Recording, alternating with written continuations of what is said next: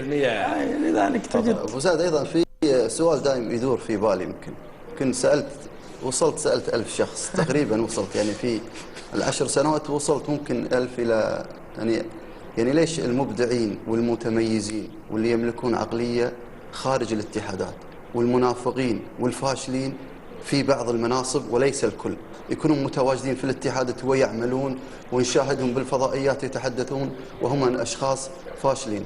فهذا سؤال أنا دائم يدور في بالي. هل لأن العلاقة أنت كمسؤول لك علاقة تجيب الفاشلين أو السيئين؟ يا أخي أنا ما عندي مشكلة لما تجيب زملائك أو أصدقائك، بس يكونون على وعي ويكونون يملكون عقلية، لأن أنت خلفك شعب كامل. يعني مثلا في السعودية والكويت والإمارات وقطر كلهم هذول كلهم رياضيين. فأنا دائما هذا السؤال يدور في بالي، ولا يعني قلة اللي أتوني في الإجابة. فأنا الحين المباراة أنت قلت تحدثت مع 1000 واحد، حصرنا 1002. 1002 عندك إجابة خالد؟ لا هي ما في. شوف على فكرة أيضا يعني نعم في كل اتحاد هناك الجيد وهناك السيء، لكن لن تجتمع الآراء على مجموعة معينة.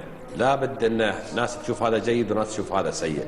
عبد الله يعني هذا ينطبق في كل حياتنا، ينطبق يعني في عملك، ينطبق في يعني في بيتك، عيالك فيهم الجيد وفيهم السيء، عرفت؟ بس انا ما تقدر يعني في منصب عام انك تكسب رضا الجميع، ما تقدر انك تقول والله الجميع جيدين ولا الجميع سيء. لا ابو زايد، في حياتك الخاصة انت حر فيها، بس هذه مو حياتك الخاصة.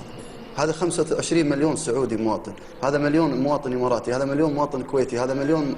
يعني إذا أنت في حياتك الخاصة وفي بيتك هذا شيء آخر، بس هذه مصلحة بلد أهم منك وأهم من أبنائك. أي بس أيضا أنت ما تقدر تقول أنه يعني الشخص هذا سيء ولا الشخص هذا وجهة نظر تبقى لك. طبعا الشخص هذا جيد ولا الشخص هذا سيء. عمله يخليني أنا أعرف أن الشخص هذا جيد أو غير جيد. عبد الله الآن خلينا نتحدث عن بيسيرو. الآن بيسيرو يعني اتفقتوا عليه انه لازم يقال ولازم لا مقال عبد هو شوف معلش ما عليه مقالها ولم يقال ولم يقال تعتبر ما عليه. هل الناس اللي في الاتحاد السعودي اللي في البدايه يعني ما استجابوا للشارع الرياضي انهم سيئين لانهم ما استجابوا للشارع الرياضي؟ وهل الناس اللي قالوا لا يبقى بيسيروا انهم جيدين؟ تبقى هذه يعني العمل هذه اراء، والعمل يعني ما يتخذ القرار في لحظة أن بدون دراسة بدون حاجة. أعتقد محمد مقروف عنده حد؟ بعده تفضل. هو عبد الله عدم التعميم هو كان الأول. عدم التعميم يعني نقطة رئيسية، يوجد الصالح والطالح في كل مكان. لا نحمل